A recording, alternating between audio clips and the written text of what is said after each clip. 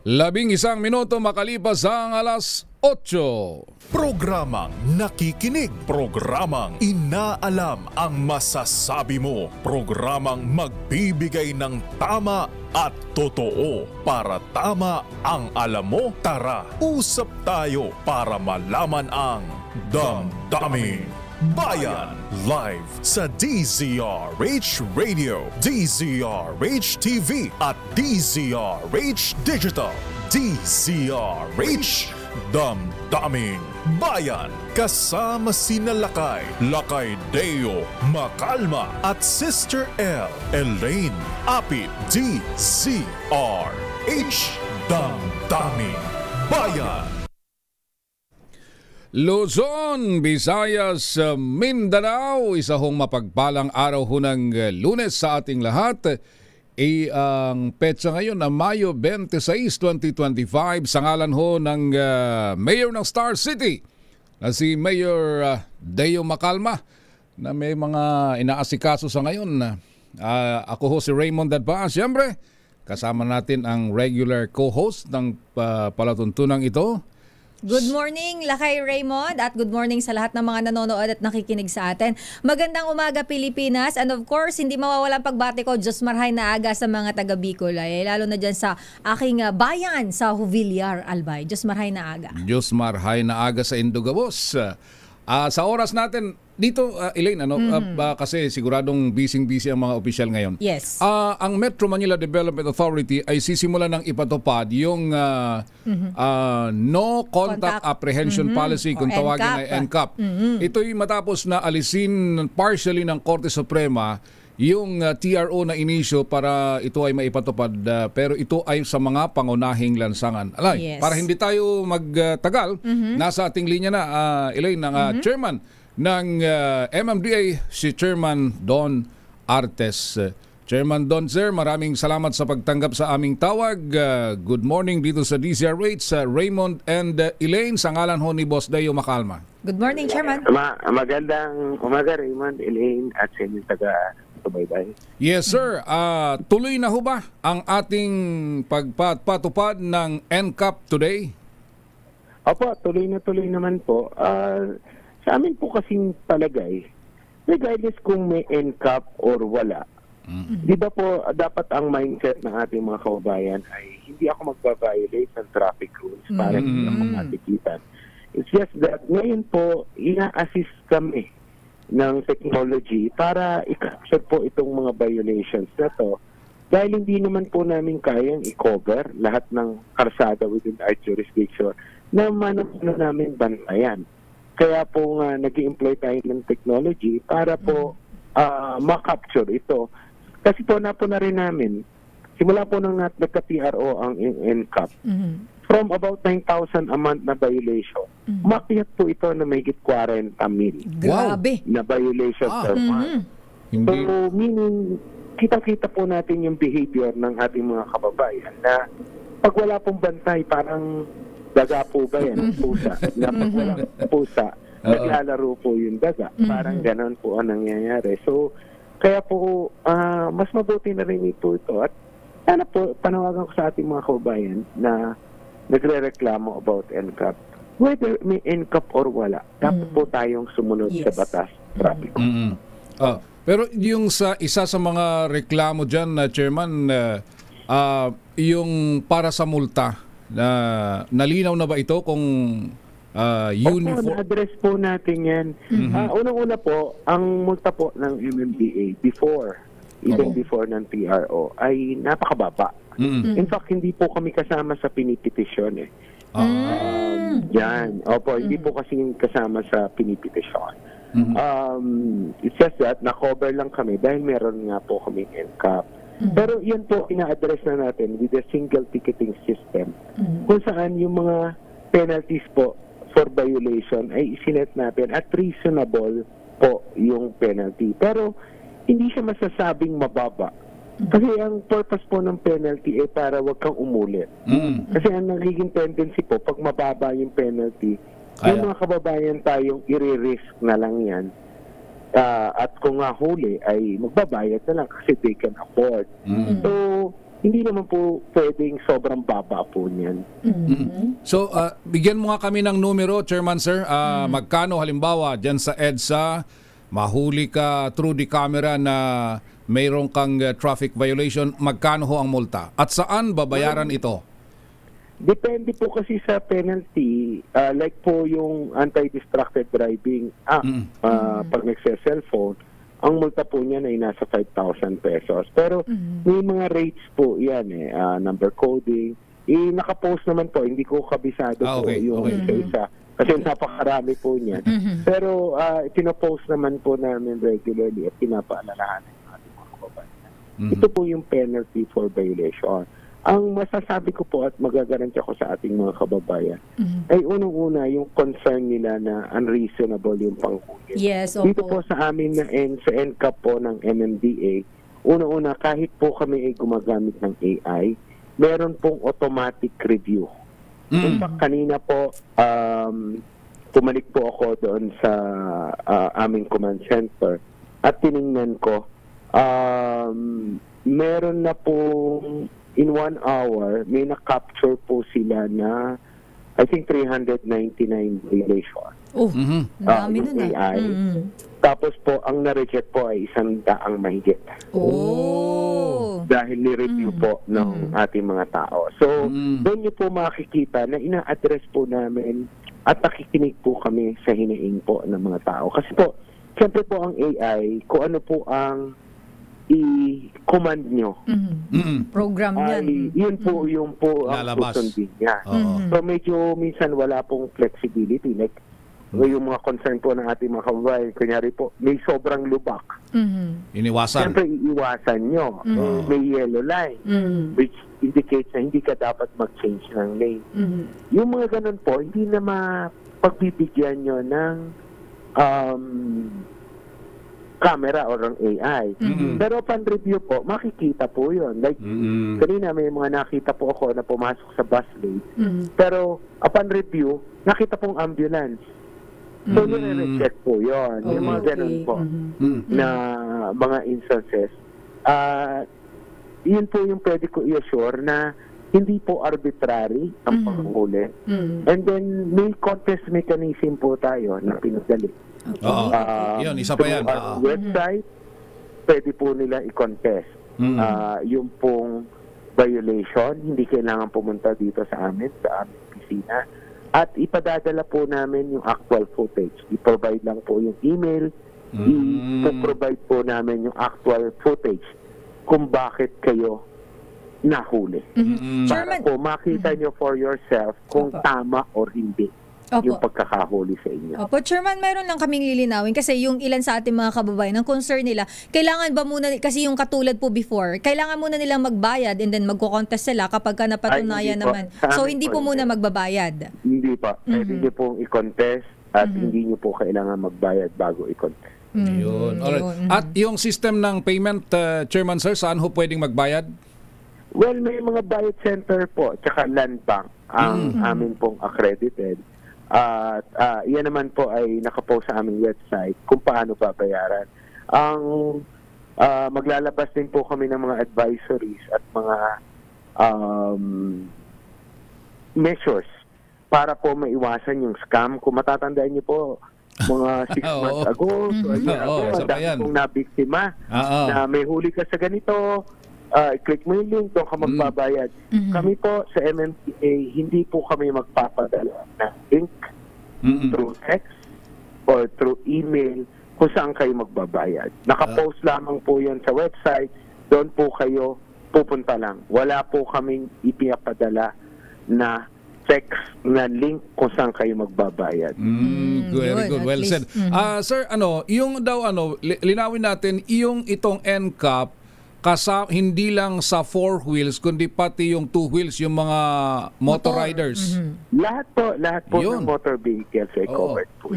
Ayun. At least malinaw. Marami po ako nakita kanina na motor. Mga nahuling motor. Siyempre po, yung tendency po ng ating mga kababayan na nagmumotor na gusto nasa unahan. Tapos po, nakatungtong na sila sa pedestrian. Lane. Totoo po yun. Yellow, yung box. O Yung kaya box. minsan sa intersection. Hindi lang mo sa box yun talagang sa yung white line po na tawiran. Oh. Doon po sila pedestrian. naghihintay ng green, which is bawal po kasi hindi niyo po dapat tarangan. Oh, Opo, tawiran yun. tama. Pedestrian walkway po. So, Ayun. may mga nakita po ako kanina sa short time na naandun ako na mga instances po na ganoon, na mga motor na talaga pong nakaharang sa pedestrian lane. So, yun po, mga hinuhuli natin, yung mga simpleng bagay na pero kailangan po sundin yan eh. Otherwise, Opo.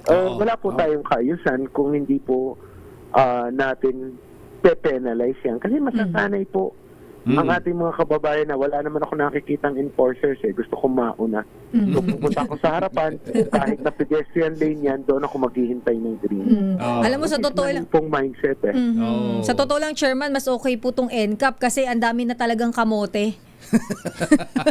Pero sir, Yan din po, isa sa mga tinitingnan namin. Although ngayon po, hybrid pa rin kasi hindi naman po lahat ng areas ay nako-cover ng CCTV cameras namin. So meron pa rin po tayo ng enforcers na pwede po manghuli. Pero I can assure everyone na wala pong magiging duplication. Yan. Dahil may system naman po kami. Then, secondly, maiiwasan na po yung kotongan dyan eh. Ayun. yes. Oo. Di ba po? Dahil wala pong mangyayari negotiation. Kami naman po, tanggap po namin yan dito na mayroon pa rin kaming kawani. At minsan naman po, pardon me, pero minsan kasi ang nag-o-offer din yung Mismong violator. Mismo yung mga nahuli. mismong violator. Violator, Oo. So, natetempo yung aming mga tauhan na tanggapin. So, meron pa rin po yan. We have to admit it. With the NCAP po, mawawala po lahat yan. And kami po dito sa MMDA, pag na-cover na po namin lahat ng major roads ng Metro Manila under our jurisdiction ng CCTVs, aalsin namin po ang panghuhuli sa mga enforcers on the ground. Eventually. Kung kailan yan, depende po kung malalatagan talaga namin lahat ng areas ng CCTV. Para yung amin po mga enforcers, purely traffic management na lang po ang gagawin. So, paalala lang, Chairman Sir, na ang NCAP ay mostly sa mga major thoroughfares in Metro Manila, sir. Opo, kasi yun naman po ang kautosan ng Korte Suprema. Tanging ang NCAP po ng MMDA ang pinapayagang gamitin sa ngayon. At iyan po, ang coverage po niyan ay yung mga karsadang under our jurisdiction, which are the major thoroughfares. Alright. Panghuli na lang, Chairman Sir, ang inyong paalala sa ating mga motorista at simula sa araw na ito ay implemented na ho yung NCAP. Well, as I've said, whether or not may NCAP, dapat po sumunod tayo sa batas traffic. Ang pagkakaiba lamang po ngayon, meron na po kaming mas maraming mata na nakaka-capture po yung violation. So, dapat po mag-ingat po yung ating mga kababayan at sumunod sa batas traffic. Kasi po ang nangyayari nga pag walang nakikitang enforcers, bawal magsakay or magbaba, doon po magsasakay at magbababa kasi anyway walang enforcer. Ngayon po hindi na pwede yan dahil matitikitan po kayo. So, basically walang pinagkaiba. It's just that mas makakapture na po namin yung mga ganyang violations. At iyan naman po, hindi namin ginagawa para magnegosyo, kumuha ng maraming pera for violations. Hindi po iyan ang purpose namin. Ang purpose po namin ay magkaroon po tayo ng kaayusan sa ating mga lansangan. Alright. Well said, Chairman Sir. At siguro sa mga susunod pang mga araw ay magkakaroon muli tayo ng feedback galing sa inyo kung kumusta ang implementasyon ng NCAP na ito sa ating mga motorista. Sir, maraming salamat and good luck ho sa MMDA. Salamat po. Salamat po. Thank you, Chairman. Mga kaibigan, Attorney Romando Don Artes, ang chairman ng MMDA. Pakibalik na nga lang, RHTV, yung listahan ng mga roads na affected. Meron tayong doon, hinahanap ko din dito. Pakibalik nga lang yung re-implementation kung saan-saan ba kay Raymond. Ayan. So, eto na yung mga roads po sa mga kababayan natin na nagtatanong. Kasi yung sa totoo lang, yung iba, hindi pa nila alam kung saan. Yes. So, baka yung iba, inaalam alam nila kasi iiwasan nila. Iiwasan. No, kaya mag-ingat. Oo, Mag-ingat ka. mag-ingat. Pero tama din naman si Chairman. Whether Yes. na meron kang merong NCAP o wala, dapat sumunod sa batas trapiko. O, totoo yun. Ayan. Para maiwasan ng mga aksidente. Ito yan, Recto. Ayan, alam niyo na kung saan yung Recto, nandiyan sa Maynila. Mendoza. Mendoza is sa Manila din ito. Ito yung sa area ng Sampaloc. Paki-enlarge nga ng konti. Ito, yan. Yan. President Quirino Avenue. Araneta. Araneta, syempre, doon sa Quezon City yan. Quezon City. EDSA, alam nyo na kung saan yan. Yes. CP Garcia. Ano yung CP Garcia? Elaine. Saan ba yan? C5 C5. yan, C5. Tagig ba yan? C5, yung basta tatawid mula Tagig, Makati, Pasig, Quezon City. Ayan. Okay. Katipunan, Tandang Sora, Rojas Boulevard, Taft Avenue, South Superhighway, Shaw Boulevard. Shaw Boulevard, Ortigas Avenue, Magsaysay Boulevard, Maynila ho, at saka Aurora sa Maynila yan. Quezon Avenue, alam nyo na yan. Commonwealth Avenue, syempre. A. Bonifacio, Rizal Avenue, Del Pan, Marcos Highway at MacArthur Highway. Doon na ho yan sa Pasig at Marikina area. O yan. Tawid-tawid pala ito. Hindi naman buo, pero may mga area po.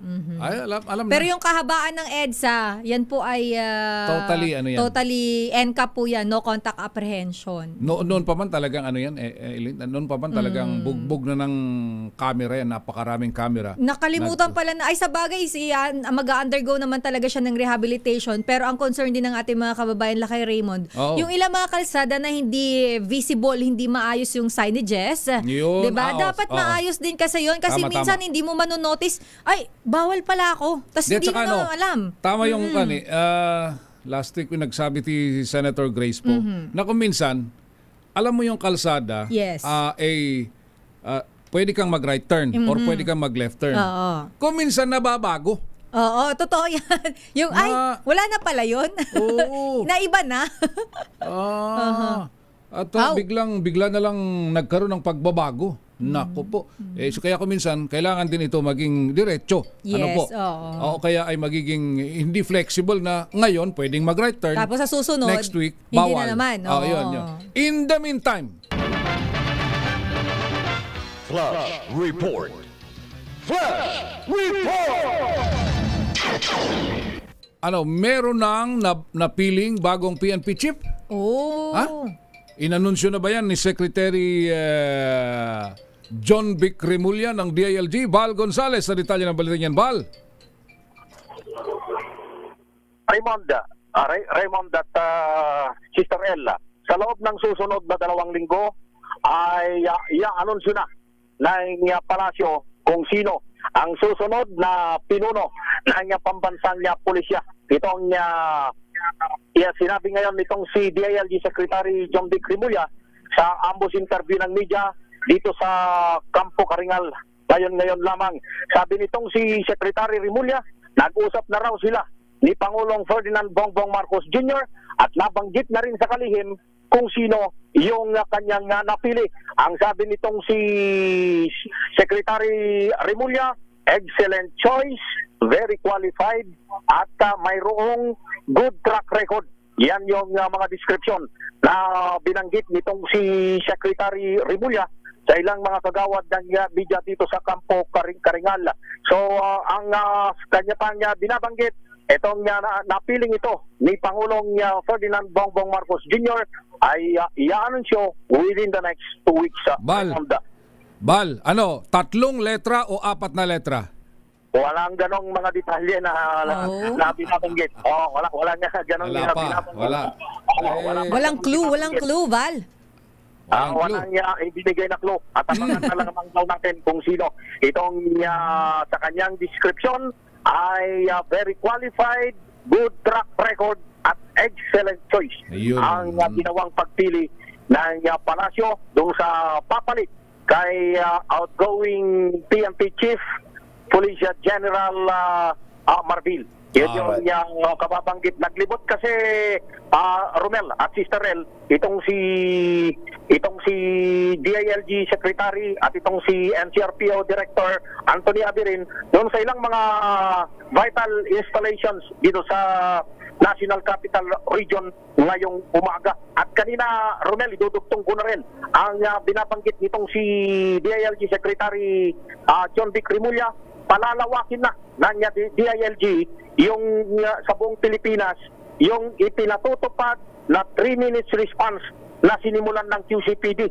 Itong 3 minutes response na ito ay pinag-igi at konseptong nanggaling kay doon sa nagsilbing dating QCPD Director na ngayon ay siya na yung CIDG Director, si Police Major General Nicolas Torre III. Ito ang inihayag ngayon ni DILG Secretary John Vic Rimulya kasunod ng isinagawang inspeksyon dito sa ilang mga vital installations dito sa NCR bilang bahagi ng layunin na itaas yung police visibility dito sa ating bansa. Dito sa Integrated Command Center kanina, dito sa QCPD Raymond at Sister El ay ibinida ng QCPD itong 3 minutes response sa pagtugon sa krimen.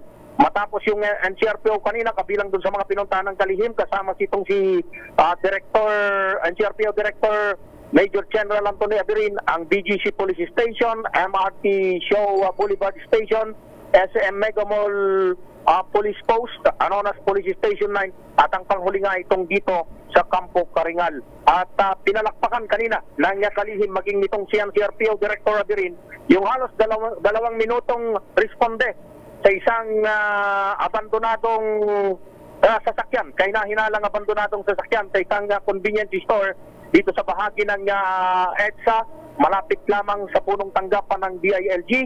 At wala pang 3 minuto ay nakarating na rin yung responde kanina doon sa Katunying Restaurant na pinili mismo nitong si General Abirin na para matesting. Pinapuntahan doon sa inirradyo ng QCPD Command Center doon sa kanilang mga tao sa ground para tingnan kung kaya nga ngabutin yung 3 minuto, pero 2 minuto pa lamang ay nakarating na doon sa lugar yung pagresponde ng quick response team ng QCPD. Pakinggan natin, narito si DILG Secretary John Vic Rimulya.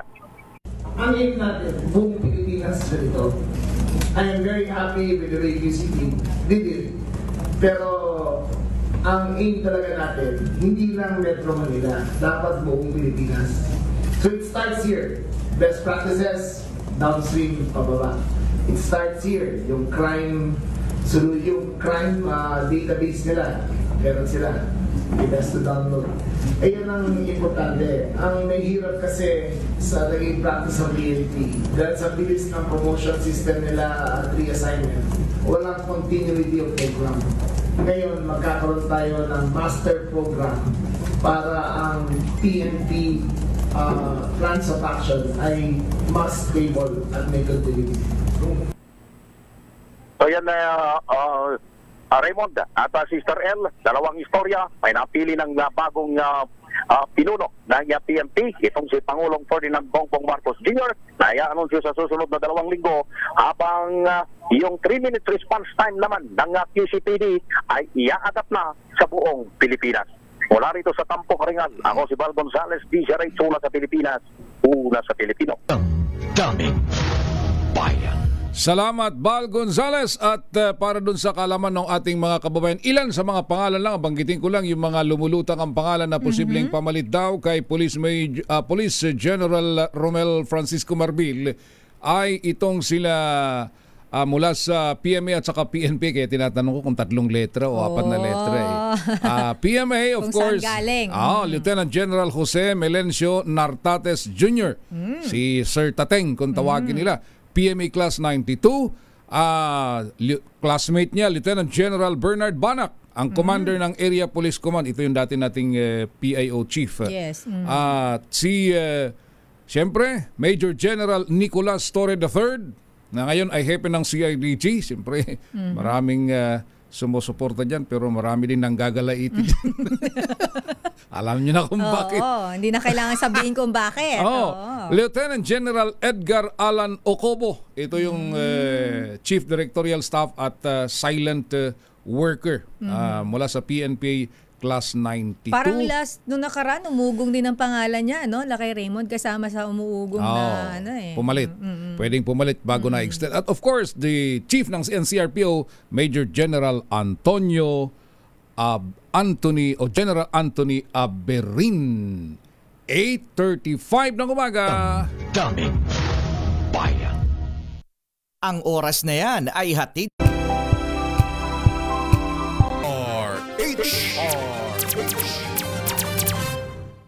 Balik ho tayo sa ating balitaan ngayong umaga ho ng Lunes. Sa ngalan pa rin ho ni Mayor Deo Makalma, ako si Raymond Dadpas. With of course, with Sister L. Yes, nakakasama nyo pa rin po sa programa at Monday na Monday Lakay Raymond, anong weekend? Bago pala mag-weekend, may pabaon sa atin ng Malacanang doon sa mga announcement na mga na-retain na economic managers. Pero ang daming nagre-react Lakay Raymond. Bakit daw hindi nasibak yung mga hindi nagpe-perform? Well, ganun talaga. Hindi naman natin alam yung dahilan nila. Kasi sa atin, yung nakikita lang natin. Pero mukhang may iba silang alam. Ano kaya yon? Na hindi natin Hindi natin alam. Ayan. Mahirap doon. Wala tayong alam doon Yung mga ganun. Well, sabi nga nila, ganun talaga ang buhay. Kasabi ni E.S. Luke Bersamin ay sa either Wednesday or Thursday daw. Baka may additional announcement. Sino yung mga mariretain at sino yung mga palalayasin. Yung mga tatanggapin ang resignation na lang. Huwag naman daw yung masyadong, masakit daw masyado yung palalayasin ganun talaga tsaka sa gobyerno naman kasi ganun talaga. Yung pagtanggap mo ng trabaho dyan, lalong-lalo na kung hindi ka naman talaga nag-apply, dapat bukal din sa kalooban mo na anytime. Mapapaalis ka. Walang yan nothing permanent. Most especially sa mga medyo mainit na pwesto. Expect na talagang pag meron kang hindi napagbigyan, ayun lang. Ikaw na ang pinakamasamang nilalang. Pinakamasamang nilalang. Oo, 'di ba ganun 'yan Parang kamag-anak lang 'yan. Yun yung mahirap 'di ba? Yun yung parang pagka hindi ka napagbigyan, parang wala ka nang ginawang tama. Oo, ikaw na yung pinakamasamang nilalang sa buong mundo at lahat ng kilos mo ay may puna. Walang pinag-iba sa kamag-anak 'yan. Sa dami-dami ng iyong itinulong. Ay, parang may hugot. Minsan mo lang hindi napagbigyan. Ang sama-sama mo na. Ikaw na ang pinakamasamang kamag-anak. Ikaw na yung pinakamayabang. Dahil yumamang ka na. Porket may naabot ka na. Dahil nasa taga-Maynila ka na. Sino ba yung mga linyado may ganyan? Hindi, lahat naman yan. Kaya kung minsan, di ba sabi nga nila, pag umpo ka na ganyan, maigi pa tumulong kasi hindi mo kakilala. Ay, dahil babalik totoo yun. May sense din talaga. Hindi, kung minsan, real talk. No? Lahat yan sa gobyerno, sa eleksyon. Lalo na sa eleksyon, Lakay Raymond.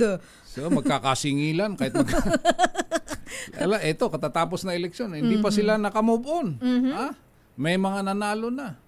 By the way, speaking of the election, may advisory ang office of Senator Bong Revilla na mukhang hindi ko alam kung magpoprotesta ba siya o may hinahanap daw siya mga boto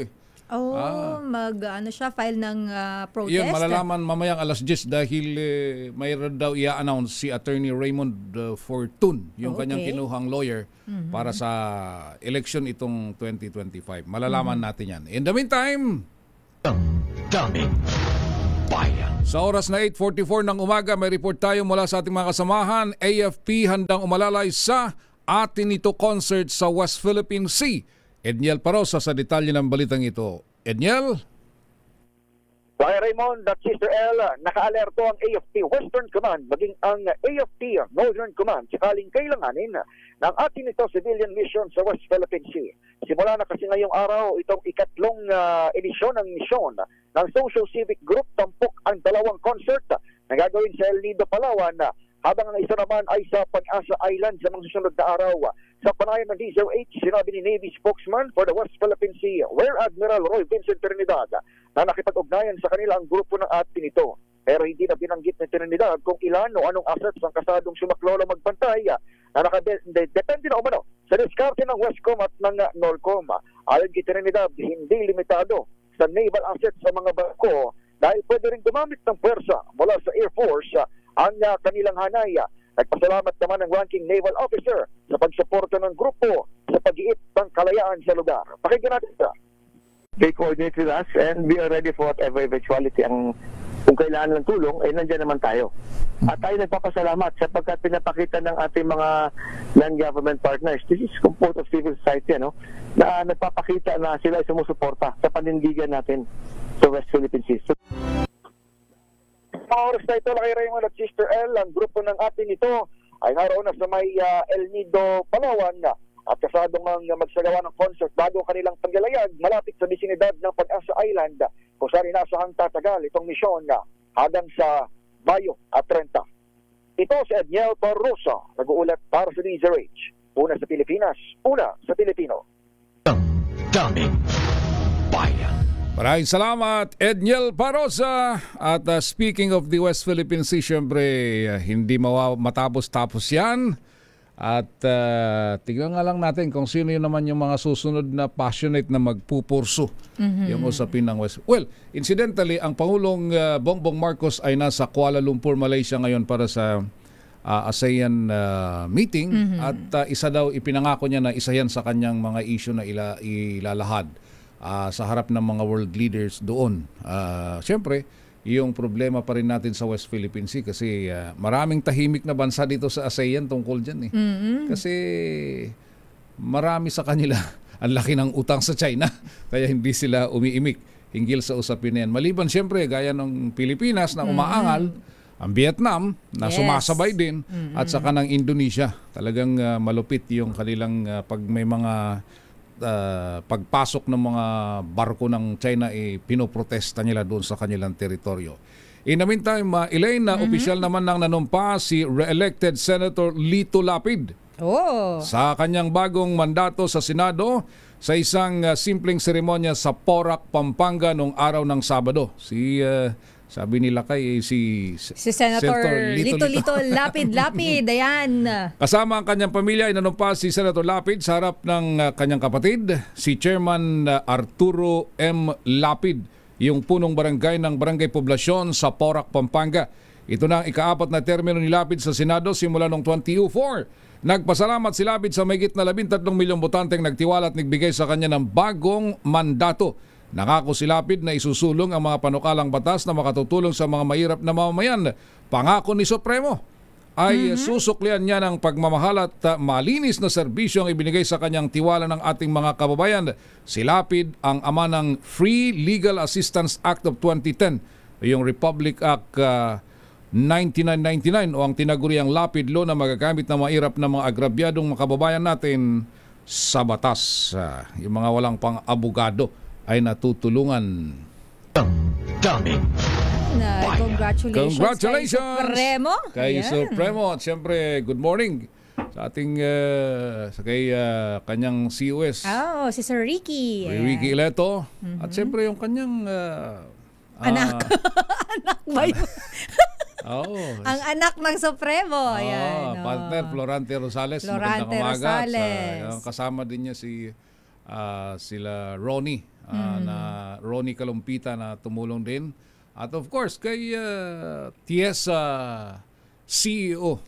Naman. Mark Lapid. Ayan. At ang team Lapid na lang din para walang tampuhan. Ayan. Siyempre, lahat ng mga miyembro ng team Lapid. Ayan. Alright, ito naman na hindi sa pagsulong ng panahon at habang lumalapit yung buwan ng Hunyo dahil babalik yung sesyon ng Kongreso sa June 2, Oh. 2 weeks lang naman yun. Tapos, Malapit-lapit na pala matapos ang bakasyon ng mga natin.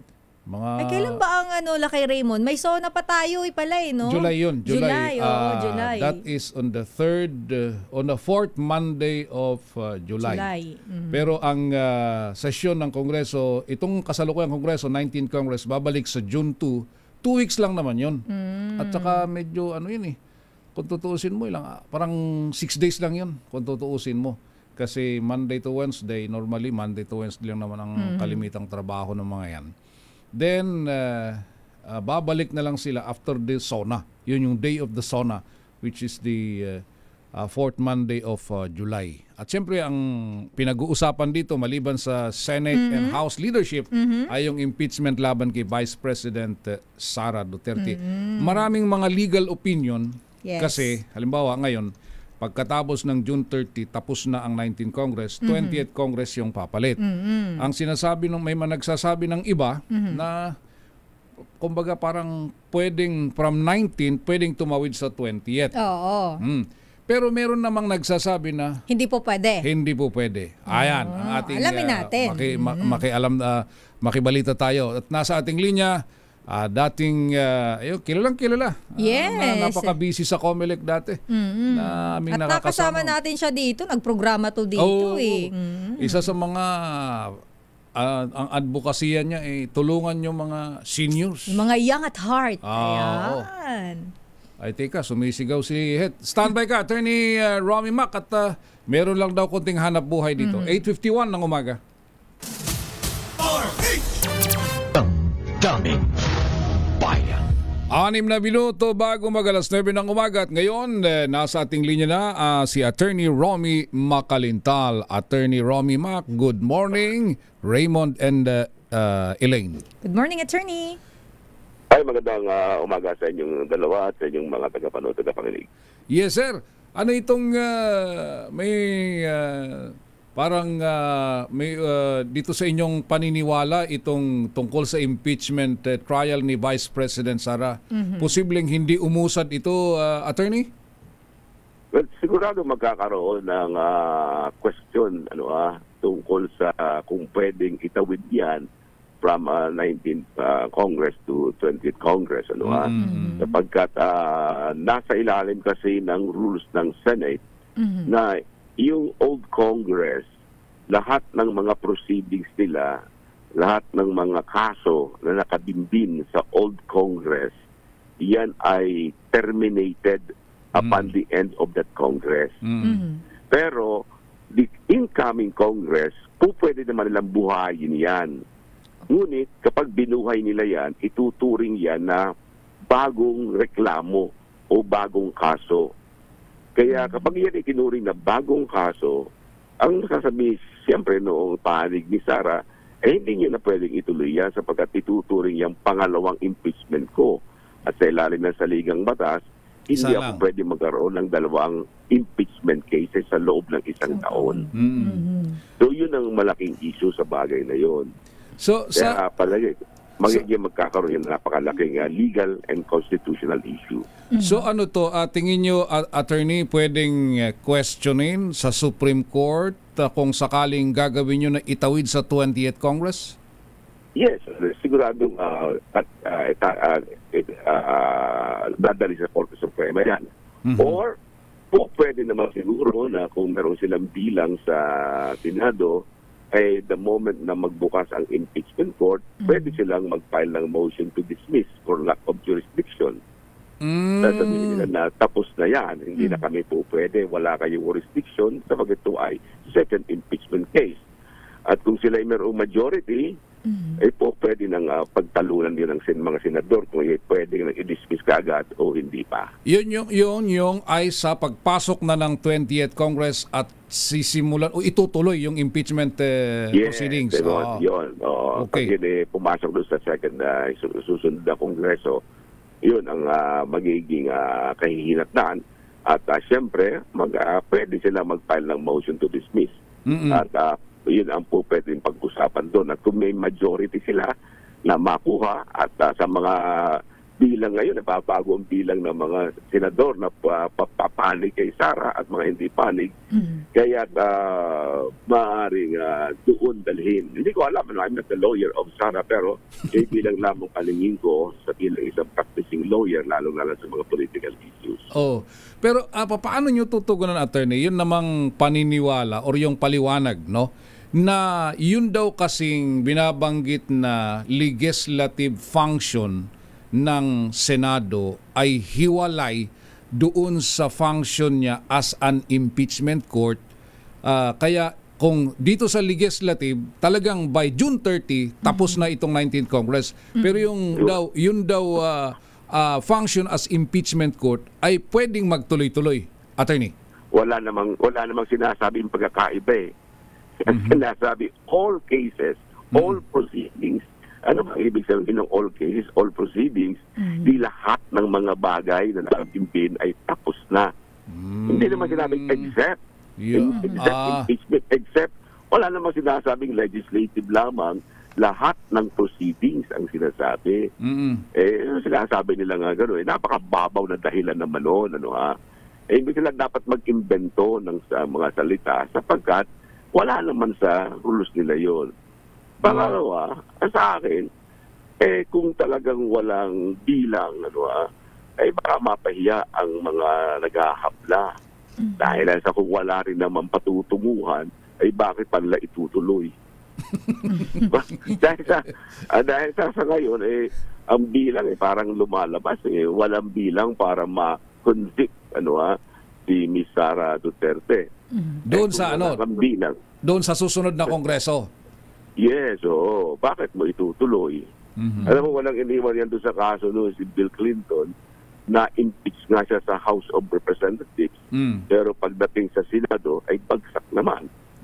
Walang nangyari dahil sa kontrolado nga nila. Kasi that is a political issue. Yes, ang mga impeachment ay political. Kahit anong sabihin mong ebidensya na ihaharap yan, yun. Kahit anong mga resibo ang sasabihin mo, pag sinabi ng mga senador, ito ang aking boto, wala na. Tapos na. Hindi pwedeng talungin ng Korte Suprema yan, hindi pwedeng sabihin sa Korte Suprema, ay naku, hindi po kinonsider yung mga resibong ganito, na fake po yung resibo. Wala yan, hindi pakinggan ng Korte Suprema. Sasabihin ako, ay wala kami kinalaman dyan, bahala sila dyan. Ano namang sasabihin ng Korte Suprema dyan. At attorney, ano man ang desisyon ng Senado as an impeachment court, walang pwedeng, yung motion for reconsideration, walang ganon? Walang ganon. Tapos na yun. Hindi nila po mga MR na yan. Waste of time lamang yan. Kaya kung sa tingin nila, sa akin kasi, kung hindi naman po pwede, dapat hindi na tinutuloy. Kasi ang daming kailangan ng bayan natin, Ang dami nating problema. Ang sabi nga ng Pangulong Marcos, di ba nakikipagbati na siya. Ini-invite na magkaroon ng pagpapati sila Duterte. Kung ganyan din ang patutunguhan, siguro ito isang bagay na po pwede lang i-consider. Alright. So, yan ang ating antabayanan. Pero, ito bago ka namin bitawan, attorney, hindi ka ba daw, tinatanong nila, saan ka ba daw kaanib na grupo ng mga senior citizen? At, ako para lamang sa mga senior citizen. Ako naman walang partido. Hindi. Kasi, akala nila biglang party list pala. Sabi nila, hindi ba membro ng party list para makasama namin sa house? Sinasabi nila hindi naman tayo, basta tayo sa rule of law lamang. At saka kung ano ang dapat lang. Ako isang pinaglalaban natin ang mga karapatan ng senior citizen. Pero yung mga representatives natin dyan sa Kongreso, yung representative ng mga seniors, hindi naman nila masyadong iniintindi mga problema. wala ako narinig na isang kinatawan ng representative na nakipaglaban o kinagalitan ng isang establishment dahil sa hindi sila sumusunod. Hindi nire-respeto. Sinong nakakatanda ba kayo? Sinong kinatawan natin sa Kongreso na nagre-represent ng senior na naghabla o nagreklamo ng isang establishment? Wala. Si Attorney Romy Maclang yun. Tama. Kaya nangyayari, parang ang sasabihin naman si Macalintal. Buti pa si Attorney Mac kahit wala sa Kongreso no? Wala ka man lang marinig na suporta. I have not heard any support from these people, Yes. na sinasabing party list representing the senior citizens. Pero wala kang marinig. Puro press release. Ito gagawin namin para sa kanila. Pero if there is a violation, wala akong narinig sa kanila na ihabla natin yung establishment at ipatawag natin yung mga ganyan. Ito nga ng hearing noon dahil sa nagreklamo ang mga seniors. Pero on their own, alam naman nilang maraming problema. Ang dami-dami dapat na gawin. Katulad ng mga electric bills, ang sinasabi 5% ang discount namin, pero kailangan hindi lalampas ng 100 kilowatt hours. Ang gamit mo lang daw doon ilaw. Hindi, pagdating ng pag nag 100 kilowatt hour ka na, patayin mo na yung kuryente mo. Huwag ka nang gumamit. Hindi ka na pwedeng makinig ng radyo sa DCRS. Mag-solar ka na lang daw, Attorney. Pwede pang gawin yun na entitled kami sa first 100 kilowatt hours. Ayun, tama. Wala. Ang tagal-tagal na yun. Walang ginagawa yung mga kinatawan natin yan. Yung mga yan hanggang dyan lang yan. Pero talaga. Attorney, may napa-comment tuloy dito. Sabi ba naman, Attorney, dapat ikaw na lang yung tumakbo sa party list para iboboto ka namin. Kahit naman tayo hindi naandyan, nakakatulong. Nakakatulong po tayo at makapagbigay tayo ng liwanag tungkol sa kanilang mga karapatan. Alright. Ako walang partido, para lang tayo sa rule of law. Attorney, sa isang maiksi lang na kasi naisip ko kasi matagal kayo nakabantay sa eleksyon. Matagal na ilang eleksyon ginamit natin yung Smartmatic. Tapos nag-Miro system tayo ngayon. Ano yung assessment ninyo as an election lawyer? Well, maganda yung pagkakain performance itong Miro na ito. Actually, mas mabilis siya kaysa sa Smartmatic. Maaaring mayroong konting problema pero mga isolated cases lamang yung katulad din na nangyari sa Smartmatic noon.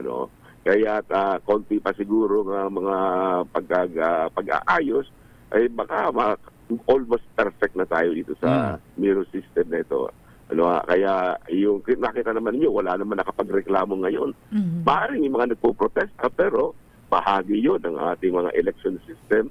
Pero sa ngayon, wala akong nakita anumang anomalya kasi kahit yung sa random manual audit, wala pa akong narinig na anumang pagkakamali o pagbabago sa resulta. Alright. Well said, Attorney. Maraming salamat sa oras at good morning. Thank you, Attorney. Maraming salamat sa inyo dalawa. Maraming salamat pagkadang umaga at pagpalain tayo ng paumay kapal. Mga kaibigan, Attorney Romy Makalintal. Daming bayan. Ayan, Elaine. From the Philippines. Puntahan nga muna natin. Liwaliw nga muna tayo dyan sa Malaysia. Dahil live mula dyan sa Kuala Lumpur, alamin natin ang update. Dahil mayroon pong ASEAN Summit kung saan dumadalo rin po dyan ang ating Pangulo, ang Presidente ng Pilipinas, si Pangulong Bongbong Marcos, at nandyan ang ating kasamahan na si RH14, Ms. Leth Narciso. Ms. Leth. Sister Ella, kay Raymond, nandito na sa Kuala Lumpur Convention Center ang mga leader ng mga bansa sa Southeast Asia para sa 46th ASEAN Summit. Sinalubong sila ni Malaysia Prime Minister Anwar Ibrahim sa welcome ceremony na ginanap sa park entrance nitong Convention Center. Bukod kay Pangulong Ferdinand Marcos Jr., kabilang sa mga nandito sina Sultan Hassan al-Bolkiah ng Brunei Darussalam, Prime Minister Hun Manet ng Cambodia, President Prabowo Subianto ng Indonesia, Prime Minister Sonic Saisifandone ng Lao PDR, Prime Minister Paetongtarn Shinawatra ng Thailand, Prime Minister Lawrence Wong ng Singapore, Prime Minister Pham Minh Chinh ng Vietnam, at Prime Minister Kai Rala Sanana Gusmao ng Timor-Leste. Formal na magbubukas ngayon ang ASEAN Summit at sa plenary session ilalatag ang mga agenda ng summit. Kabilang sa mga tatalakayin ng ASEAN leaders, ang mga regional at global challenges, kabilang ang development sa South China Sea, sitwasyon sa Myanmar, maritime security, climate change, pabago-bagong takbo ng ekonomiya at digital disruption. Bukod sa pagpapabilis ng negosasyon sa Code of Conduct sa South China Sea, isusulong ni Pangulong Marcos ang Ethical at Responsible Artificial Intelligence Regional Framework. tema ng 46th ASEAN Summit, ang inclusivity and sustainability. Sister L? Alright. Ayan, yan yung parang nakikita ko yung Twin Towers. Nasa Twin Towers ba kayo? Nandito kami sa Kuala Lumpur Convention Center kung saan tanaw yung Petronas Twin Towers. Ayun. Kaya pala. Oo. So itong summit na ito, may nakita mo din yung mga official ng China kung meron silang mga pinadala din diyan. Mayroong ASEAN GCC China Summit, Lakay Raymond. Pero wala pa tayong impormasyon kung sino ang dadalo mula sa China. Kasi yung nakaraan dyan na summit ay hindi si President Xi Jinping yung pumunta at may ipinadalang kinatawan. So malalaman natin kasi yun ay bukas pa mangyayari. Bukas then from there pabalik na ang presidente or mag-stay pa dyan for 2 days lang ba siya dyan, Miss Let? Oo, 2 days siya. Ngayong araw at bukas mayroon pang mga meeting pero sa gabi ay babalik na siya, lilipad na, pabalik na ng Pilipinas. Pero teka, sino nga bang mga cabinet members na kasama? Ang kasama ay si Foreign Affairs Secretary Enrique Manalo na napag-alaman natin nauna na dito. Pero yung kasabay sa flight, si DTI Secretary Cristina Roque, PCO Secretary J. Ruiz at Mindanao Development Authority Secretary Leo Tesero Magno. All right. Sino ang caretaker pala, Miss Let, sa Malacanang ngayon? Ang caretakers ay sina Executive Secretary Lucas Bersamin, si Justice Secretary Boying Remulla at DAR Secretary DAR Secretary Conrado Estrella. Yeah. Tatlo pala ang caretaker. Oo, committee lagi yung caretaker na binubuo ng 3 cabinet members. All right. Maraming salamat, Miss Let. At maganda, parehas naman tayo ng oras sa Malaysia. Pareho lang, pero dito ay mas matagal dumilim sa gabi at mas matagal lumiwanag sa umaga. Mga 1 oras na late. Mas mabagal ang ikot. Mas matagal lumabas ang araw. Sige, at enjoy yung Petronas mamayang mukhang ma-extend si Miss Let kasi 3 days daw si Miss Let sa Malaysia.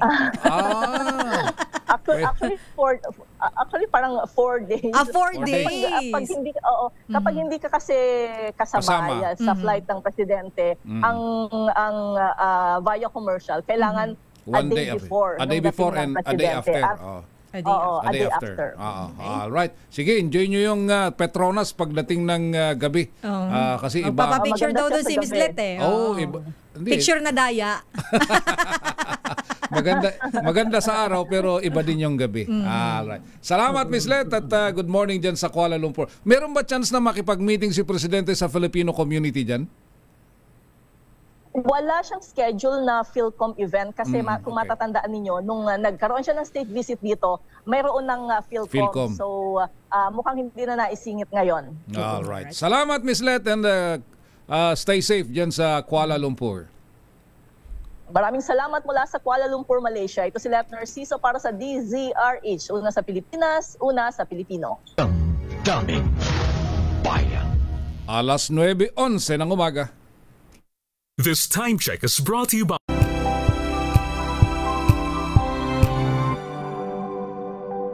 Wow, ang saya. Isang barangay na labada, puro mancha pa. Goodbye, pahinga. Mommy, isang laba lang yan sa Pride Bar Blue. May powerful stain-away enzymes na malupit sa dunit mancha. At di masakit sa kamay. Isang laba lang yan. Hello, pahinga. Hello, Pride Bar Blue. ACS. Ang galing-galing mo. Smart dishwashing paste ko. Pritong ulam na masebo, plato ng kaldero. Tanggaling for everyday. Ganyan pag smart ang dishwashing paste. May double tanggaling formula. Tanggal ang sebo, tanggal ang bakterya. Pahit para walang bahit, linis fantastic sa metal at plastic. Number 1 ko to. Tanggaling-galing mo. Smart dishwashing paste. Magbago man ang panahon, doon kami sa gawang Peerless. Champion, mula sa baretang pangmatagalan, purong powder. Hanggang sa mabulang liquid detergent. Kaya sa labahan, Champion! Tapat na walang katapat. Tinesting. Sinuri. Siniyasan. Ang resulta? Super effective ang Shield sa pagpatay ng bakterya at virus. Shield Antibacterial Soap. Believe ang mga eksperto sa Philippine Nurses Association. At si Mami. Tiwala ako sa Shield. Shield Antibacterial Soap. Napatunayang mabisa. Ang mga nurse, tiwala. Magbago man ang panahon, doon kami sa gawang Peerless. Champion, mula sa baretang pangmatagalan, purong powder. Hanggang sa mabulang liquid detergent. Kaya sa labahan, Champion! Tapat na walang katapat.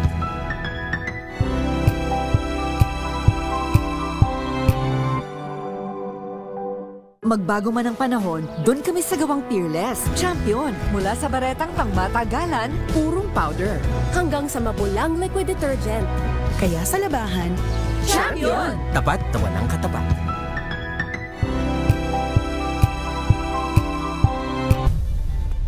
Nagsimula sa pangarap hanggang sa maabot ang tagumpay.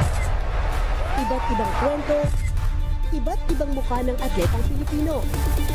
Mas pinatindi, mas pinalakas, at mas pinaaksyon sa Match Point tuwing Sabado, 12:30 ng tanghali sa DZRH TV.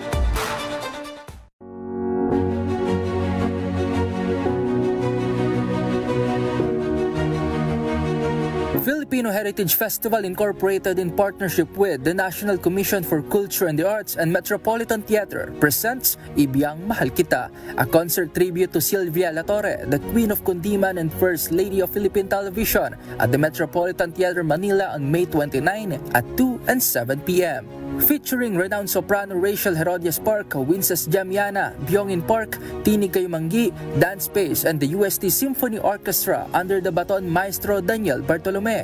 Written and directed by Dennis Marasigan.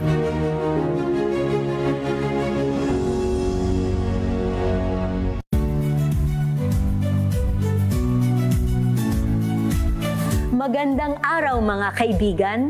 Ito po ang inyong balerina ng bayan, si Lisa Macuha Elizalde, na nag-aanyaya sa inyong samahan kami at ang aming mga espesyal na panauhin para sa kalahating oras ng masayang kwentuhan sa aming programang Art to Art, kung saan ang usapang sining at kultura ay para sa lahat. Huwag kaliligtaan, tuwing linggo, alas 3:30 ng hapon, dito lamang sa DZRH Radio, DZRH TV, at via online streaming.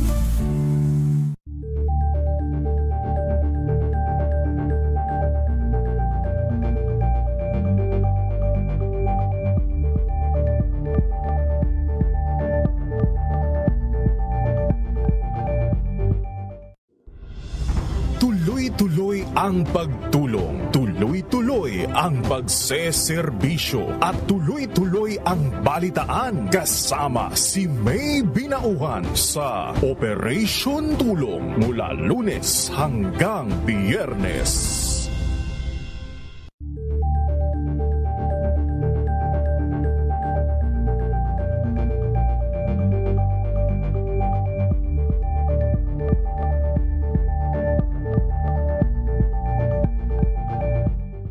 Maagang balitaan, maagang usapan sa mga issue at balita kasama si Kuya Angelo Palmones sa Magandang Umaga Pilipinas mula Lunes hanggang Biyernes.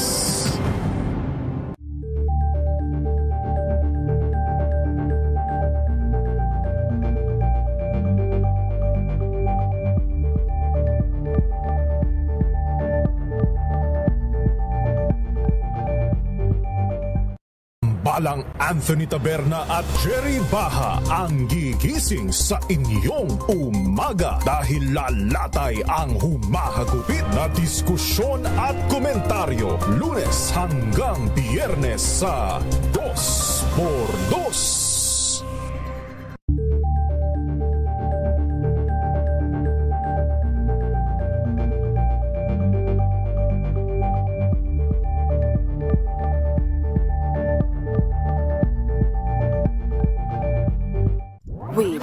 you covered.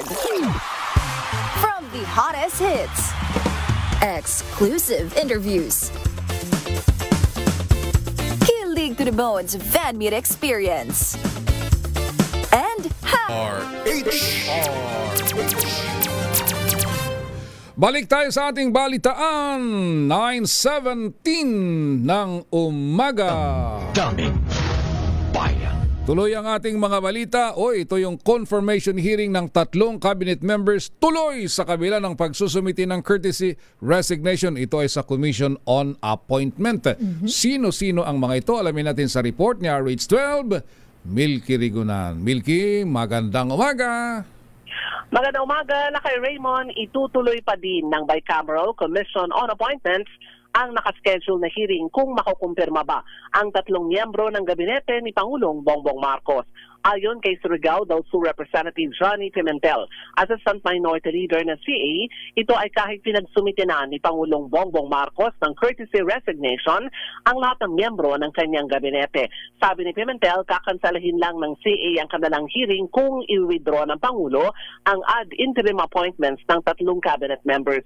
Ang sasalang sa CA Lakay Raymond sa June 3 ay si Transportation Secretary Vince Dizon. Vince Dizon II, Information and Communications Technology Secretary Henry Roel Agudo, at ang paborito nila kay Presidential Communications Office of PCO Secretary J.B. Ruiz. Grabe ka naman ang milk sa paborito. Oo, Sister El. Paborito nila kayo ito Secretary J. Ruiz. Maliwanag ni Pimentel, magkaiba ang courtesy resignation sa formal resignation. Anya, ang pag-alok lamang ito sa mga miyembro ng gabinete para bakantihin ang posisyon at prerogative ng Pangulo kung ito ay tatanggapin o hindi. Sanabi ni Pimentel, hanggat walang abiso ang Pangulo, kailangan sumalang sa CA, sina Dizon, Agudo at syempre itong si Ruiz. Magre-resume ang sesyon sa Lunes, June 2. Matapos naman ang 4 na buwan na recess dahil binigyang daan ang pagdaraos ng midterm election. Dali, Milky. Yes, Sakay. Ano bang pahiwatig? Lulusot ba? Tiyatanong pa ba yan? Nako. Kasi naman doon. Kasi kung DOTR, ako ang hula ko, lulusot yon. DOTR? Oo. Okay. So, dalawa na lang. Yung, so, mamili ka sa dalawa. Ayoko na. Basta yung lulusot doon, yung isa. Ako hula ko lang naman, 50-50? Hindi, 90-90. Ayoko na nga magsalita. Ang bait naman ni Sister L kung hindi, professor 90% na hindi lulusot yung isa. Ako, basta ang isa dyan, lulusot. Yung isa hindi. Okay. Alam ko kung sino hindi lulusot para sa'yo, Manang Milks. Oo. Yung paborito nila. Paano daw pag lumusot, babalikan daw nila tayo. Ay, nako. Malalaman natin yung kay Raymond. Nag-resume kasi ang session sa Lunes. Tingnan natin kung may opposition doon. Kung sino yung mga kung may naglista kasi. So sa ngayon, hindi wala pang nababanggit kung may nag-register ng opposition doon sa mga... Na opposition. Oo. Oo. Ngayon pa lang, di ba pag mga ilang araw bago sumalang, alam mo na, kung meron mga magsasalita doon sa kanilang hearing kung merong opposition, at alam mo rin kung agad na makalulusot yung isang cabinet member kapag sumalang sa CA. Alam mo, maganda kung minsan sa House yung House contingent. Kasi kung minsan pag ino-authorize nila yung majority leader or yung head ng House contingent, na kumbaga para mabilis, siya lang ang magtatanong at magsasalita. So tapos magmo-motion for omnibus approval. Kung minsan kung gano'n, mabilis na ma-approve, mako-confirm. Pero kung isa-isa doon at nagtatanong, kabahan ka na. Pag maraming in short, pag maraming katanungan. Makiramdam ka na. Kasi pagdating sa dulo, ano yung term na ginagamit nila, Milky? Yung for lack of material time. Naku, di ba? For lack of material time. Yun yung pinakamahirap. Oo. Alam mo na. Hintay ka uli, papatawag ka namin. yun ang kaibahan nito, Milky, di ba? Yung sa June ay yun yung huling bahagi ng kanilang CA. Wala na. For the 19th Congress. Either you will be reappointed or tatanggapin na yung resignation mo. Kasi yun naman. Yes, oo. So, yung... Sino kaya unang... abangan natin sino unang isasalang. Ang contingent ng Kamara, nagkakaisa yan. Kung talagang gusto na ipasa, isa lang ang nagtatanong o kaya iporto na nila. Ngayon, abangan mo, Raymond, kasi mukhang sa Senado ito gaganapin. Yes. Sa Martes. At kung ilang miyembro ng House contingent ang magtatanong, kasama dyan si Congressman Johnny Pimentel. And si Kong Johnny is, I think, parang na-elect na governor, di ba? Sa Surigao del Sur. Pero baka tatapusin niya ang kanyang termino kasi hindi pa naman tapos ang 19th Congress. Pero sa 20th Congress kasi parang last term na siya. Magiging governor siya ng Surigao. Gusto ko yan eh. Inaantay ko lagi ang mga ano yan. Ang galing niya rin magtanong at saka sa mga hearing. Lalo na noong good government hearing at saka ng Quadcom. Very objective kasi ang presentation ni Kong Johnny Pimentel. Whether he is opposing or supporting. Iba yung presentation niya. Compared sa iba kasi, yung iba sobrang sip-sip eh. Yung maiirita ka.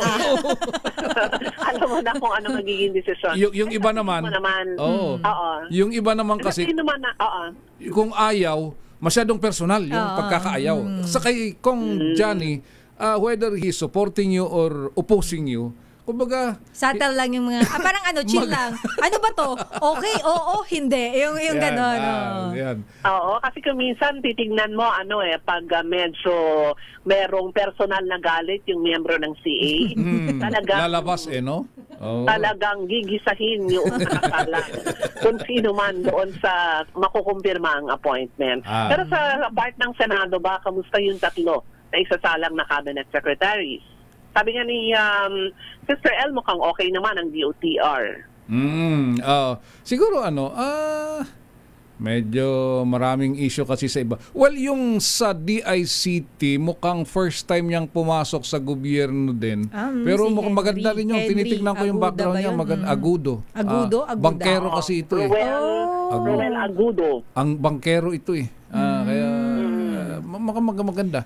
Maging mga naririnig ko sa mga interviews sa kanya, magaganda yung mga naiisip niya. Tsaka nakikita natin, nag-iikot din to kasama nga minsan ni Vince Dizon. Lalo na sa pagpapalakas ng signal sa mga area na medyo At saka naging active siya doon sa itong katatapos na eleksyon kasi naging partner sa Comelec, diba? DICT. Yung doon sa communication system natin na hopefully, kung may maitutulong naman sa atin, bakit hindi?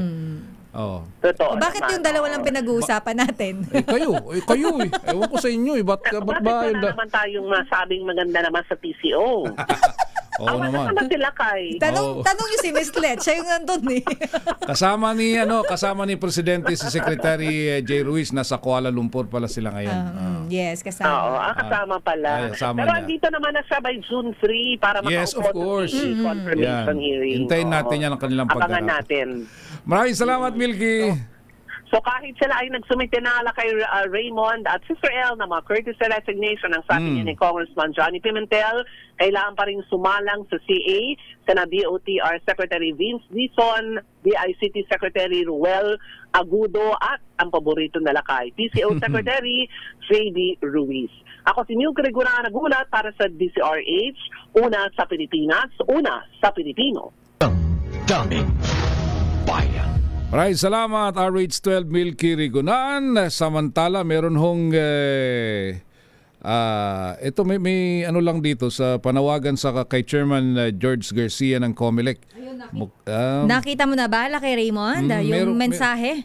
Merong dito kasi parang mukhang sa Marinduque kasi after how many terms natalo yung mag-ama. Si Congressman Lord Alan Velasco at si Governor Presby Velasco, si dating Justice Velasco. Naolat sila, mukhang may mga alingas-ngas na nangyayari or nangyayari na dyan sa Gasan, Marinduque, na may mga bubuksan daw ng mga ballot boxes. Hindi dapat pumayag yung mga tao dyan kung ganyan. Kasi naproklama na si Melgo as the governor-elect of the province of Marinduque. Aha, ayan, may mga alingas-ngas dyan. Sana ho, ang COMELEC ay kumilos para matignan kung ano man itong mga nangyaring ito dyan sa Gasan, Marinduque. Kapag tapos ng eleksyon, tapos na. Kung gusto niyo magprotesta, meron na, alam nyo naman yung legal procedure. Yes, so meron kasing nakarating na sumbong na mukhang nagpapabukas daw ng ballot boxes dahil nadaya daw sila. Ito po ay sumbong ha, hindi po namin kinukumpirma na totoo po ito. So kaya yung COMELEC na nawagan tayo kay Chairman Garcia, baka pwede po nating tingnan itong sumbong na ito na pinarating sa DZRH. Gasan, Marinduque, Chairman George Erwin Garcia, sir. 9:28 na umaga.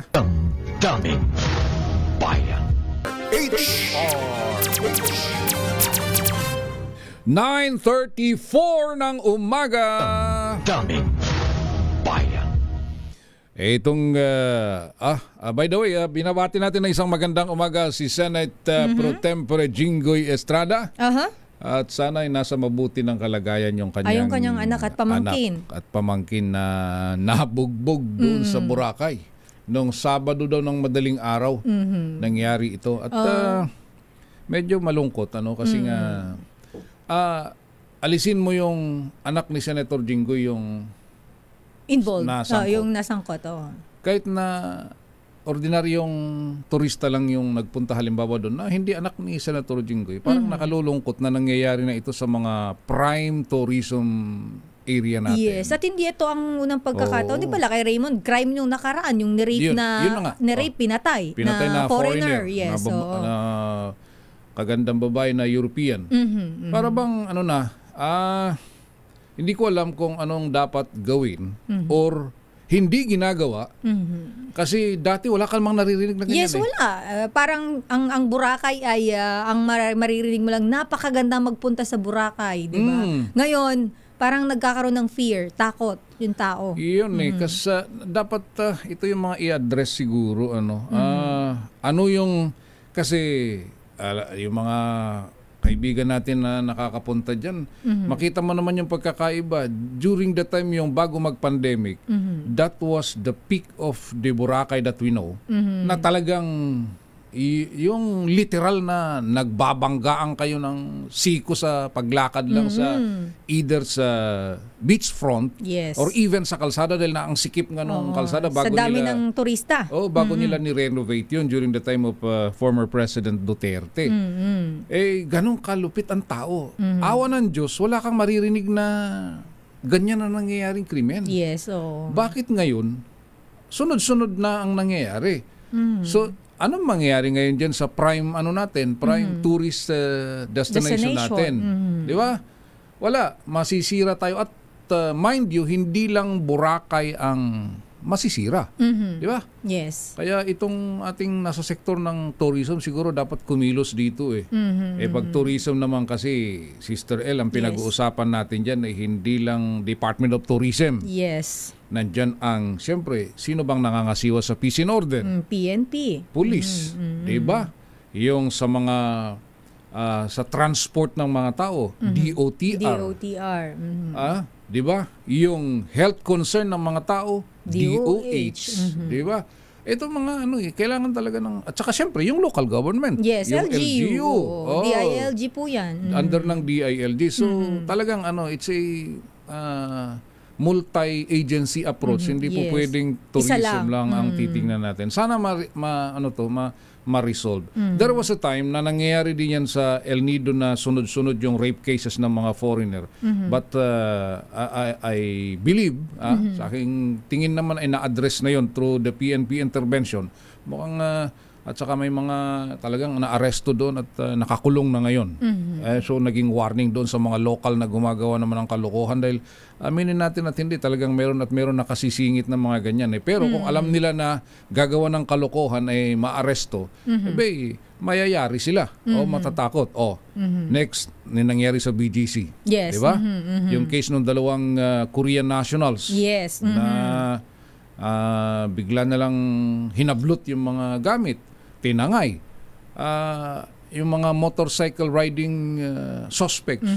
Sabi naman ng CRPO, malapit na daw silang mahuli. Pero bakit in the first place nangyari kasi? Di ba?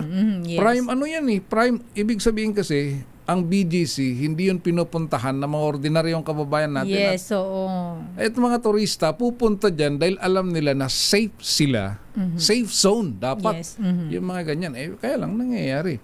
Medyo masaklap dahil ang Korea, isa sa mataas na tourist arrival natin. Yes. Ang Korea. Mataas yan. Ngayon, pag yan ay magbawas ng tao, naku po, dahil ang China talagang matindi yung campaign nila against sa atin. Mukhang yung mga pumupunta lang dito, yung mga magpopogo na lang. Ang problema lang kasi pagka may mga ganyan nangyayari, halimbawa, itong nangyari sa Boracay nitong mga nakaraan and ito sa BGC nung nakaraan din, Lakay Raymond, nakaka-discourage siya ng mga turista. Hindi lang naman po yan sa iisang lugar. Hindi na ako punta ng Boracay. Hindi, madadamay na dyan ng Siargao, madadamay na dyan ng Palawan, madadamay na dyan ng Batanes. Yung mga magaganda talagang pinupunta, mga tourist destinations na talaga nang sinasadya ng mga foreigners. Ayun, campaign tayo ng campaign na you also visit the Philippines. Yes. Kasi totoo naman, we have the best beaches. Totoo yan. At hindi lang po yan sabi-sabi dahil pagka napuntahan ninyo yung mga lugar na magaganda talaga, sa Palawan na lang, Lakay Raymond Doon na lang muna Huwag na muna tayong lumayo. Dito na lang muna sa area ng Palawan Parang gusto ko inumin yung tubig Sa sobrang linaw. Sobrang linaw. Linis. Malinaw. Mapa ilog at mapa dagat. Ganong kalinis. Kasi maganda yung napipreserve yung lugar. Ang problema nga, affected tayo dito. Sana itong mga problemang ito ay ma-address. Sayang kasi alam naman natin kung gaano kalaki ang potential ng industriya ng turismo. Na kapag yan ay naapektuhan, naku po, imbis na aangat yung target natin ng mga tourist arrival, wala. Ekonomiya ng bansa din ang nakasalalay po sa turismo. Magpupuntahan dyan sa... Kasi I always look at other countries, gaya ng Thailand. Bakit napakataas ng tourist arrival nila? No? During the pre-pandemic times daw, umaabot daw ng 25 to 27 million foreign tourists ang pumupunta sa Thailand. Itong medyo, lately, parang last year or 2 years ago, nagre-recover pa, nasa 15 pa lang daw. Masama pa ang loob nila nun. Samantalang ang Pilipinas, ilan tayo? Umakyat lang tayo ng 5 milyong arrival. Nagbubunyi na tayo. Samantalang sila, yung 15 million nila. Masama pala yung loob. Parang matamlay pa yata para sa kanila yun Kasi nga diba, hindi pa nagre-relax masyado yung dahil sa pandemic. Mga restrictions. At saka syempre, yung mga tao na gusto ding magbakasyon, hindi pa rin nakakasubi ng pangbakasyon nila. Especially nga yung estilo ng mga European countries. Ganun ang kwento nila na for a year naka-program na may ganun sila. Ganon sila. Unlike sa atin na naka-program tayo pero wala naman tayong ipo-program. Kasi di ba? Ganun kasi may sabi nila, itong weekend na ito, huwag muna tayong gigimik. Itabi natin ito. Next time, itabi natin ito dagdag na dagdag. Yun ay pangbakasyon nila for next year. Ang Pinoy. Yung Pinoy, parang diet lang yun Ganon din yung sa bakasyon. Di ako kakain kasi diet ako Diet ako pero sa totoo lang, wala nang pambili. Ayoko na nga. Kaya totoo. Kung minsan, talo tayo. Sana paging yung LGU, siyempre, yung unang-unang tutugon dyan is yung LGU ng Malay, sa Aklan. Kayo yung naka-frontline dyan, siyempre, yung tourist police natin, medyo huwag kayong nakatambay sa mga malalaking bar. Doon nagbabantay. Baka daw kasi may magrambulan. Ayun na nga. Siyempre kailangan din ng patrol. Di ba may mga mga tanod ng barangay? Bakit hindi ganon? Kung minsan dapat ang mag-lead kasi maganda yung may nakikita kang police. Police. Yung uniform personnel talaga. Kung hindi kaya, siyempre, hindi naman pwedeng police lang. Di isama nila yung mga taga-barangay. At makakasama kasama yung I'm sure naman na willing yung barangay eh. Kailangan lang silang itap syempre. Yes, oo. Kasi kung minsan mahirap din yung bida-bida. Kasi hotdog. kasi pag nagka-problema, hila mo, buntot mo. Mahirap yun. Mahirap. Maganda kung merong mag-lead dyan na, siyempre, well, kung madiskarte yung kapitan, pwede. Kaya lang kung minsan naman, alam mo, lalo yung mga area, babanggain mo yung may-ari ng isang big-time na Chinese businessman na may-ari ng isang napakalaking resort or hotel. Talirin yung kamay nila yung mga barangay, kung minsan, at least kung pati sa bagay, pati pulis din kung minsan Pero dapat wag lang na may mga ganyan kasi inuulit ho natin, alisin natin yung insidente na anak ni Senator Jinggoy na involved. Pero ordinaryong turista, local or lalo na kung foreigner, na gaya nung nangyari, gusto pa nating maulit yung mga ganon. Wag naman ho sana. In the meantime, 9:44 na ho ng umaga. Daming bayan. Daming bayan. 9:46 na ho ng umaga. Good morning to our chairman, sir. Mr. Fred J. Elizalde. Ayan, nandyan. Ay, good morning, boss. Binibisita ka, Elaine. Umiikot. Alam mo yan, si boss talagang nag-iikot siya dito. Every morning yan siya. Mukhang yan ang kanyang exercise. Kaya nakikita niya lagi pag umiikot dito sa aming opisina si Mr. Fred J. Elizalde, ang aming chairman sa MBC Media Group. Ito nga siguro, yung meron lang tayong mga dumarating yung mga balibalitang tungkol naman sa, di ba, uso ngayon ang graduation. Yes, graduation season. May marami ang masaya dahil kasi kahit paano nakapag-graduate na sila. Meron namang mga malungkot dahil hindi umabot sa graduation. At yung iba naman, sabi nila, nag-iiyak. Bakit? May mga failure sa subjects. May mga hindi ipinasa. Kuminsan ito yung mga, siguro, sabi ko nga, dapat tignan din ito kuminsan ng management ng isang universidad.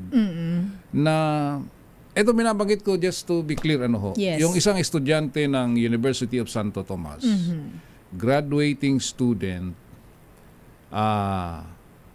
nag-suicide siya dahil doon sa kanyang suicide note ay bumagsak siya sa isang subject.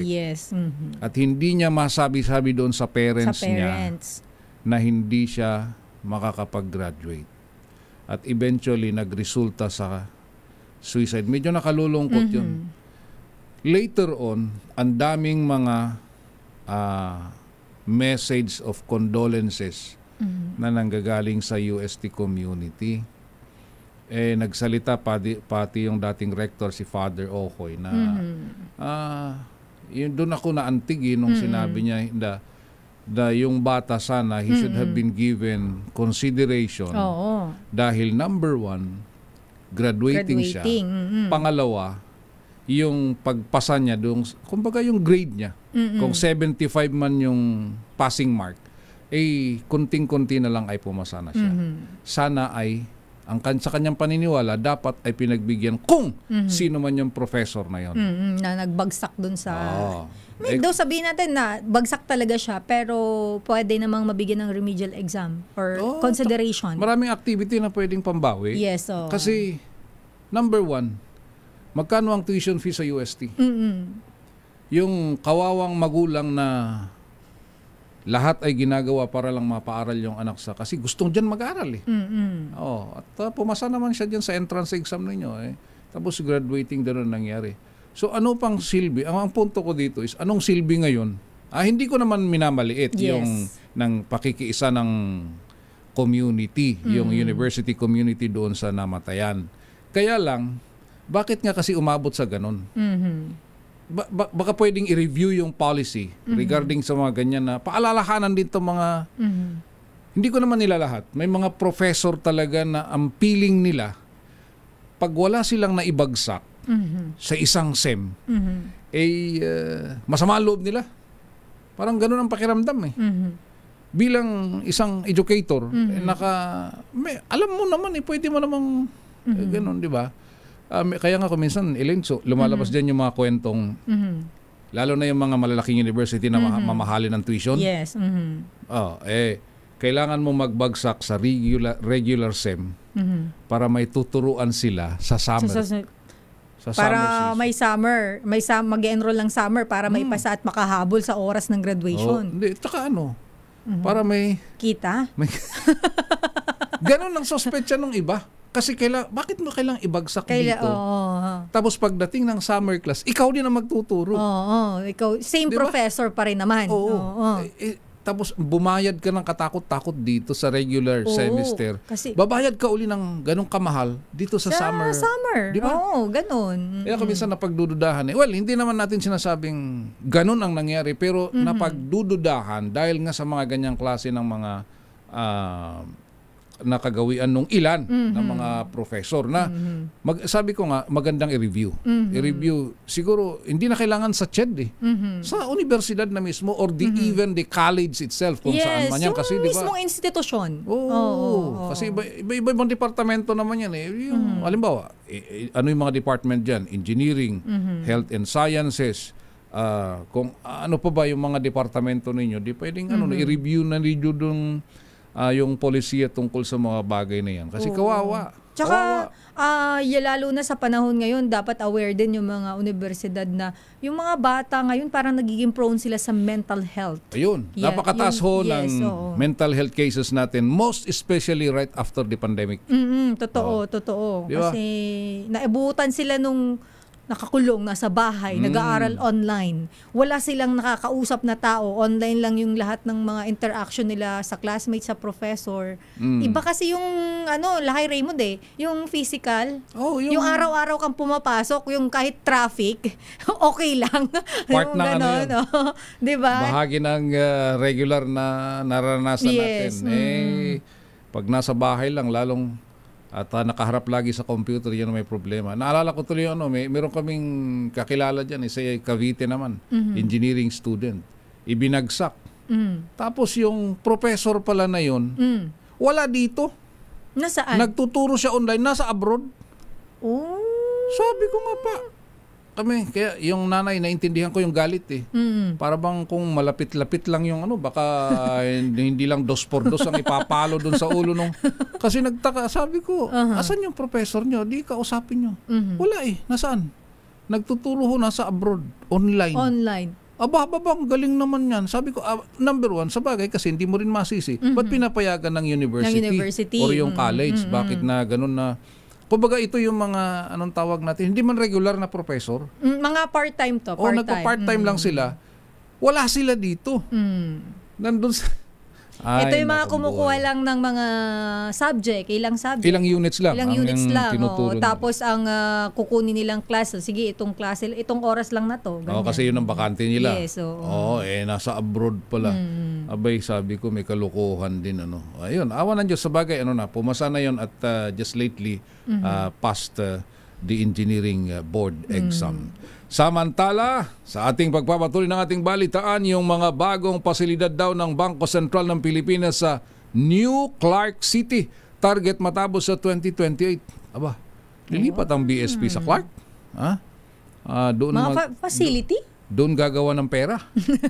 Doon mag-imprenta. Ayan. Your business is our business. Ang detalye ng balita mula kay Sofia Gans. Good morning, Sofia. Magkakaroon ng bagong pasilidad ang Bangko Sentral ng Pilipinas sa New Clark City sa Tarlac. Ang proyektong may target completion date na 2028 ay inisyatiba ng bangko upang palakasin ang kanilang operational resilience at suportahan ang long-term goal ng gobyerno na ma-decongest ang Metro Manila. Layunin rin ng proyekto ang makapagtatag ng alternatibong pasilidad na may kakayahang magpatuloy ng negosyo sa harap ng mga hindi inaasahang pangyayari. Nakakita na ng progress ang panibagong BSP Hub kamakailan lang nang ma-finalize ang detalyadong architectural at design documents. Isang kritikal na pagpaplano para sa sunod na hakbang, ang pagkuha ng general contractor para buuin ang bagong pasilidad. Bagaman wala pang nakatayo, umani na ng international na pagkilala ang conceptual framework ng bagong BSP Complex sa 2022 Architectural Master Prize Design Competition sa ilalim ng Architectural Design Institutional Architectural category. Bukod sa design, nais rin ng gobyerno na ma-finalize ang loan agreement bago matapos ang taong 2025. Samantala, nagsara ang palitan ng piso kontra dolyar noong May 23 sa halagang 55 pesos at 25 centavos kada US dollar. At iyan ang ating balita sa mundo ng negosyo. Your business is our business. Ito si Sofia Gans para sa DZRH, una sa Pilipinas, una sa Pilipino. Daming bayan. Maraming salamat, Sofia. So, maganda yung magagamit yung the New Clark City kasi napakaluwag naman talaga yung lugar na yan. Kaya lang, yung halimbawa, kasi ginawa naman ng DOTR yan, kaya lang hindi ko alam kung nag-prosper eh. Yung gusto ni Secretary Togade noon na ilipat doon sa Clark, yung DOTR Akala office. ko may opisina sila doon. Meron, pero yung gusto na full, kumbaga yung buong departamento, yung operation, mo full doon. operation doon. Parang antindi din ng yung mga tao kasi nagtatrabaho. Logistical requirement kasi paano mo ililipat yung mga tao nandito mga bahay? Yes, dito nakatira. So parang magre-rent sila doon. yung punto mo na i-decongest, parang hindi. Parang hindi yung kasi oo nga. Dapat kasama yun sa feasibility study, Lakay Raymond. It takes time. Not that as paglipat mo doon solved na. Yes. Hindi. Kasi baka mas matindi yung epekto doon sa mga empleyado. So dapat talagang it's a total package. Yes. Kapag i-project mo yung ganyang klase. Na hindi naman natin sinasabing masama. Maganda naman yun talaga. Na from Metro Manila, ilabas mo yung mga government offices. Kaya lang, ang problema natin, kung iisang agency ang nandoon, lahat ng transaction mo dito, imaginein mo na from Metro Manila, pupunta ka ng Clark. Tapos babalik ka dito, ubos ang oras.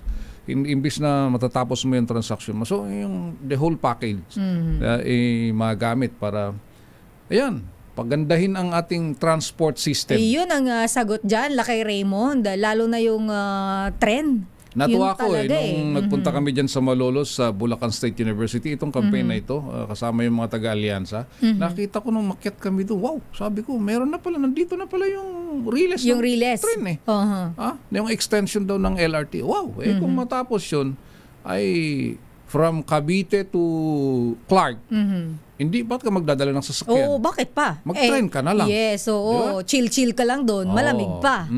Tsaka, less ang travel time. Less stress, less travel time, at yung come and go ng tao mas mabilis.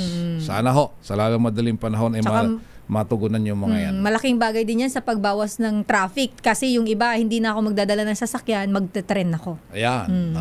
Right. Just like yung mga pupuntahan ni Ma'am Malu sa bukas. Hong Kong. Ay, doon, maganda doon. Alam mo, hindi yan mapapagod doon. Pagbaba mo ng tren ulit eh. Hindi na siya maglalakad ng sobrang layo. Ma'am Malu, size 10 and a half ako, 6.5. Depende sa brand. Busy. Hindi tayo naririnig. Hindi. Ma'am Malu, size 10.5. 10 and a half. 10 and a half ako. Ako 6.5.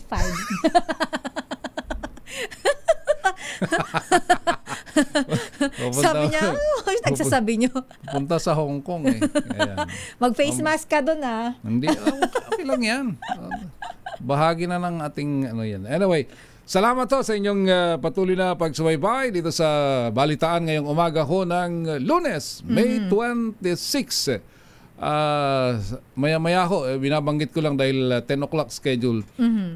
May news conference sa office ni Senator Bong Revilla, si Attorney Raymond Fortun tungkol nga daw sa nangyaring eleksyon. Hindi ko alam kung may election protest ba? Magpo-protesta ba sila? Magpapa-recount ba? Yun. Ano ba ang mangyayari dyan? Pero Lakay Raymond, bago tayo magpaalam, dahil absent daw ngayon si Kuyang Mayor Deo Macalma, shout out at good morning sa Sandigan PMA class na 1982. Greetings mula sa birthday celebrator na si Attorney Mista Rolly Borja. Ayan, shout out po sa inyo. Happy birthday ho, Attorney! At sa lahat ng member ng PMA class 1982. Ayan. Wala si Miss Wonder Woman. Si Wina Binauan daw po. Wala si Miss May. Wala ang Wonder Woman natin. Mukhang may lipad din. So si Wina ang uupo. Yes, si Wina Pearl Hisoro Binauan. Wala dito. Baka magalit kasi si boss kung gamitin ko rin yung pangalan niya. Raymond Dadpaas Makalma sana. Hindi. Baka... Pwede naman daw.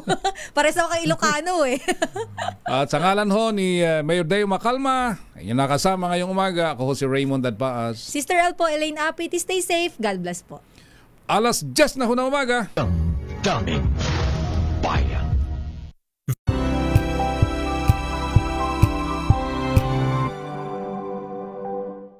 We've got you covered. From the hottest hits, exclusive interviews,